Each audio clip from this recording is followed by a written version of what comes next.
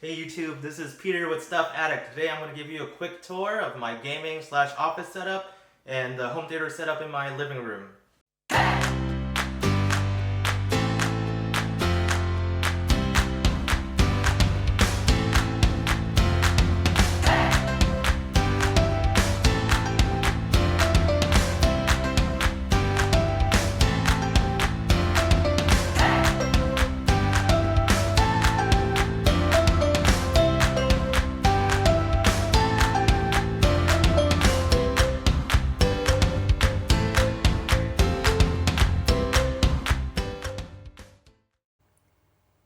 So this is my gaming PC / media server.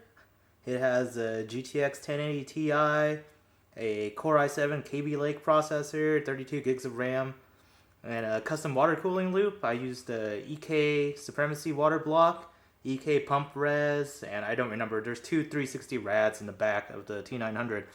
I originally got this and built this PC as just a custom water cooling project because I've never done custom water cooling before. So originally it actually had two video cards and the CPU water cooled, but when the 1080 Ti's got really expensive, I sold those off because I made several $100s on each. It just seemed like the right thing to do at the time.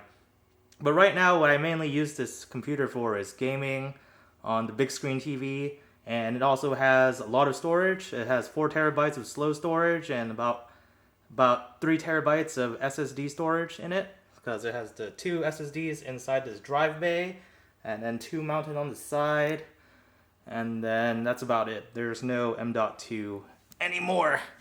And then going up, I have an R8000 Netgear Nighthawk router. This is okay.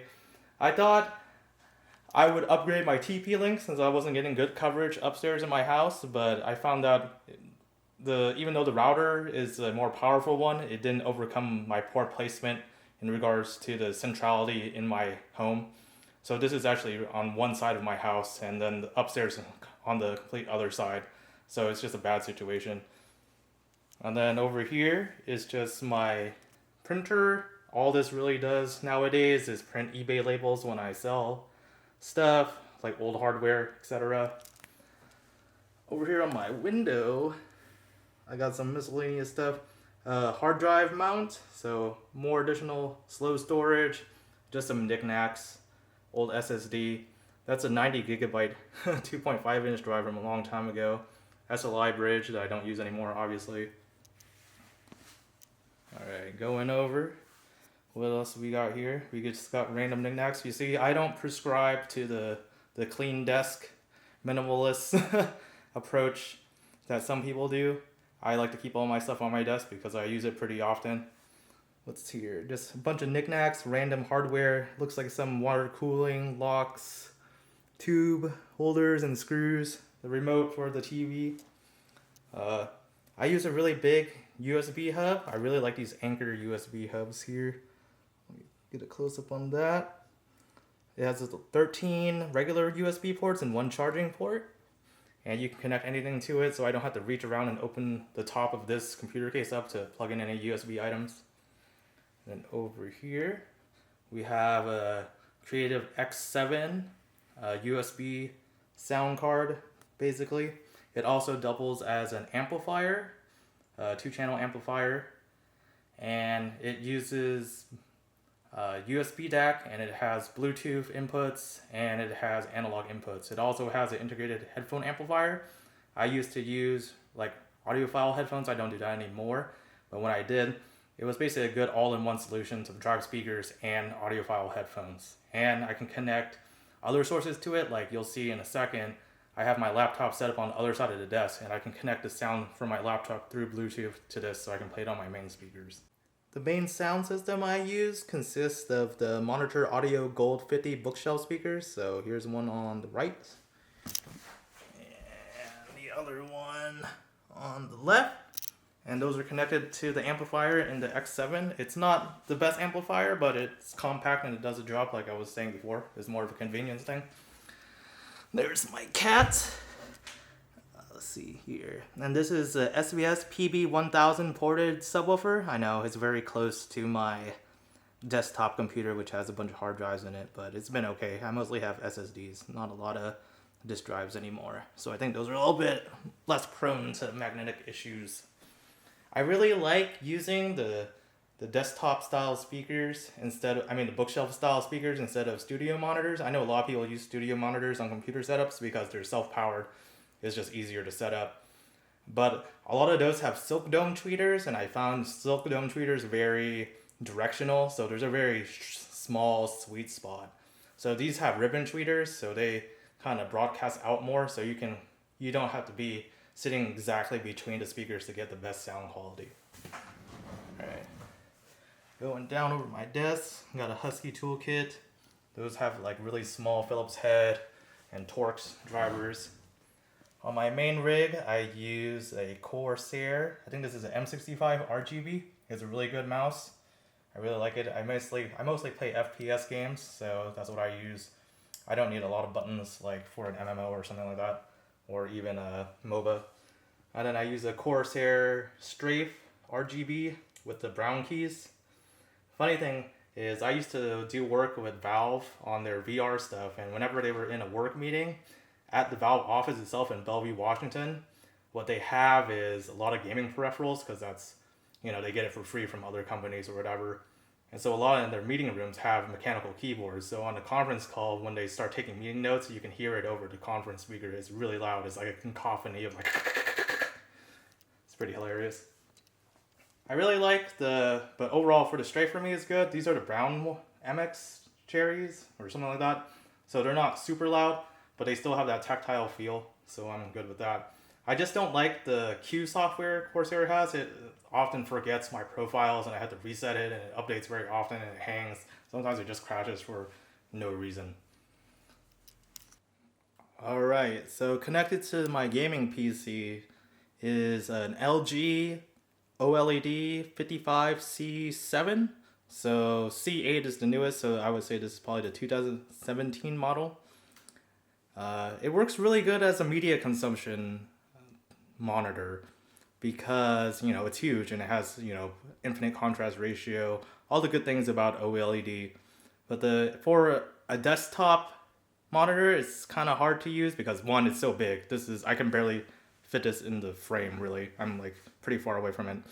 And also it has, potential burn-in issues if you leave a desktop static image on it like this on accident for a really long time. It also has this other weird thing called ABL, which is if there's too much white on the screen, basically it dims the backlight to save energy or protect from too much power consumption occurring or too much power draw. So you can see like it's Google right now, all white, but if I move it, see, the screen got brighter. That's because there was so much white on the screen it couldn't handle it, and then ABL kicked in. But in general, it's great for, single player games, watching movies, browsing the internet's fine. I just wouldn't do like a lot of desktop work on it. Like if you need to read a lot or you need to, search the web, do research, look at spreadsheets, etc. It's not good for that. It's not meant to do those kind of things. Now moving over to the other side, I call this kind of my flex workstation.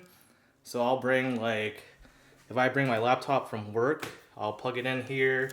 Or if I do schoolwork, I'll bring my laptop and plug it in here. Right now I have my Alienware gaming laptop connected to it. So this is the Alienware 17R4.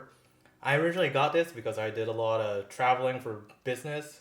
So I would stay in a hotel for like a week or 2 or 3. And then I would bring this so I would have something to do at the hotel when I came home from work. So I would play games and stuff. The monitors connected to it currently this is the Alienware AWD3418 ultra wide, and then there's 2 BenQ PD3200s flanking it. These 2 monitors are connected to a Vivo vertical monitor stand. So that worked out pretty well. It was only $50 on Amazon to get that. The tilt adjustment, you have to screw it in really hard for the monitors to stay. I don't know if I'm using monitors that are a little bit too heavy, but yeah. And then I have a little tiny tripod here to connect my shitty camera microphone that that's on the camera that I'm recording this on right now, so it's not there. But that's what I use that for, instead of having to buy like a Blue Yeti or something. And then I have a Logitech, what is this, G602 wireless gaming mouse. This thing's great for a gaming mouse. Like in high performance mode, I notice no difference between wireless and wired in terms of latency. The only bad thing is the app is kind of bad. You have to have the app running in order to program the side buttons correctly. If you're running on the mouse's memory, you can only have certain functions on those buttons. So I can't even put like volume up, volume down without having the app installed. It's kind of lame. Then I have the classic iMac keyboard. I got this a long time ago. I probably got this when I was in high school. For reference, I'm like 30 now.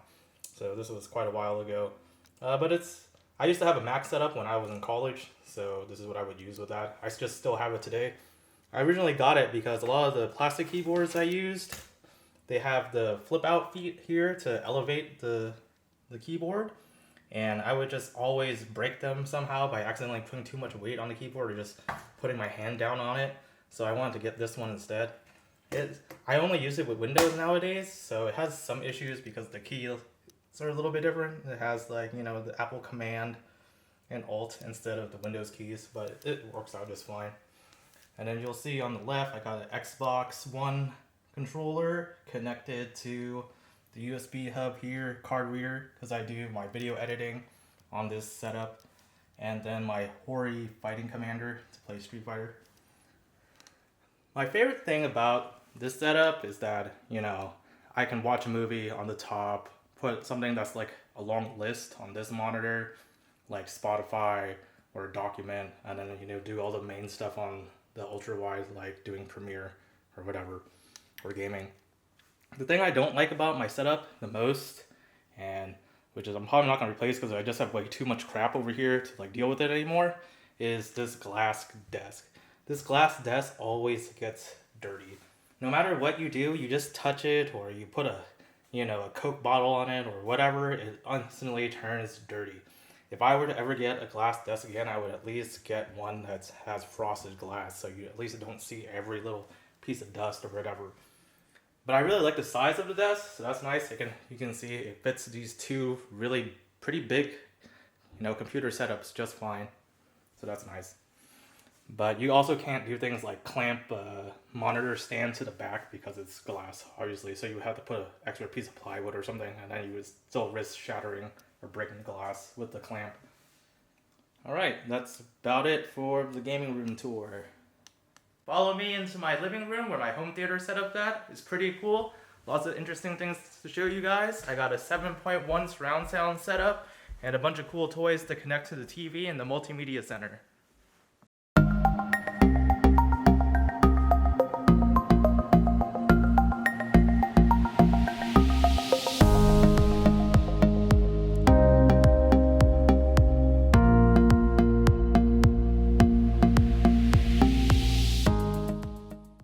Let's start off with the non-techie stuff first. I got a Lazy Boy 3-seater recliner. It actually only has reclining on the right side and the left side. Now I really like microfiber Lazy Boy furniture. I just find it really comfortable, and the design is pretty nice too. It's not too flashy or anything, so it fits well in any room. Instead of like those really theater-esque looking black leather with cup holders, this just works better in any room. I also have another Lazy Boy recliner, and this is like my favorite chair ever. It's so soft, and you just kind of sink into it like a marshmallow, and it kind of even looks like a marshmallow. Going around the back of the room, I have 4 Klipsch RP250S surround sound dipole speakers. So it's for the rear left and rear right, and then back left, back right channels. So these are great because they're dipoles, so you can see that they have a driver and a tweeter on each side broadcasting outwards, and that's good when your surround speakers are pretty close in distance to your seating position here. So you can see that's where my couch is, and the speaker is pretty close. I moved the speakers up on the wall. They used to be like at head level-ish, so I could create more distance, because what you want for movies from your surround sound speakers are kind of an atmospheric effect, and if it's really close, it kind of diminishes that effect of the sound because now it's very directional. Also, with dipoles, it makes it less directional too because it's shooting to the left and to the right instead of directly at you like a monopole speaker. But if you have like the space, like in an actual theater, where you're 2 to 3 meters away from any particular speaker, I think a monopole would be better because then the sound just naturally radiates out and you don't get as much like interference with the sound shooting left and right like you do on a dipole. We'll go to the other corner of the room. So down here, I have my Sbs Pb 16 Ultra that I did another review on in a different video on my channel. This is a 16-inch driver, ported enclosure, and you can configure the ports to get different frequency response. It goes all the way down to 12 hertz to about 280 hertz plus or minus 3 dB. So basically a flat frequency response. So it gets really loud, and when you want it to, it can shake the entire house. My neighbors play a lot of really loud fucking like Indian music sometimes, or something like that, or Indonesian music, I'm not sure.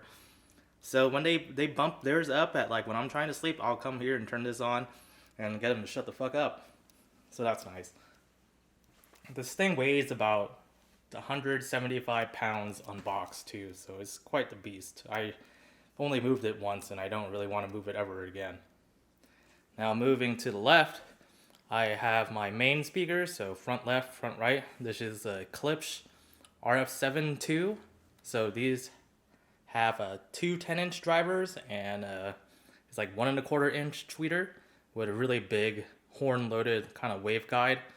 So you get a better treble frequency response throughout the room because it shapes the sound outwards so it broadcasts out more widely than directionally. Now moving to the left of that, like in my office, I have another LG OLED C7, but this C7 is the 65-inch instead of the 55-inch, so quite a bit bigger than the other one. Underneath the TV, you have the center channel speaker, which is a Klipsch RP450C, I believe. So this is the reference Premier line center speaker, so it actually doesn't match the front right and front left, which is the RF kind of reference series. But the reference series matching center, which is very similar to this one, is like $1,000, while this one's only about $450. So I didn't think it was worth it, since generally the dialogue doesn't pan much between the left, center, and right anyways. So I haven't really noticed too much timbre matching issues. The tone sounds about the same to me across the three fronts. And then to the bottom right of that, I have a Sony X800 Ultra Blu-ray player, and then my shitty Comcast Xfinity box, and because I can only get Comcast. I used to live in like a downtown area where I could get this thing called condo internet, which was like direct fiber, which was so much better than Comcast. But now I'm back in the suburbs, so I can't really do that. I'm kind of locked down. Now, driving all my speakers is nothing too fancy. It's an Onkyo 646 7.1 channel. I don't buy wire my main speakers because I feel like it doesn't actually make any difference at all. So I've been using this for a while. I haven't had any issues with it or overheating, but you can see I have a pretty good gap for the ventilation for heat to escape. Now, driving all my media, for the most part, besides the Blu-ray player and my seldomly used cable box, is the Nvidia Shield. So for the Shield, I stream media from my gaming PC that I showed you earlier, and I also stream games through the Nvidia Game Stream app. So I'll play single player games over here sometimes, like Assassin's Creed or The Witcher. And then of course I'll use all the apps on Shield TV, like the YouTube, Netflix, whatever, what have you. And on the other side, you have the other Klipsch RF7 II. And these go down actually all the way to about, I think, 35 hertz. So they produce a fair amount of bass by themselves, even without the big SVS subwoofer. And then to control the media player and all the other stuff, I usually use the iPad Pro 12 with all the various apps for the different devices. So if you don't have to look for, each remote for the TV, then the receiver, then the cable box, and the Blu-ray player. Oh, another thing here is that I found that the Shield doesn't have the greatest Wi-Fi, and the living room is a fair distance away from the router I showed you earlier. So what I got was a power line to Ethernet adapter, and once I used that to route network to my home theater stuff, see, it goes from there over to here, then to a switch, and then to the Shield. It's been working flawlessly for months. I've never had any issues since. So I highly recommend you doing that if you have a house with this newer wiring. But you can always return it if it doesn't work out. So maybe it's worth trying anyways. Holy smokes, I just noticed this video is 20 minutes long.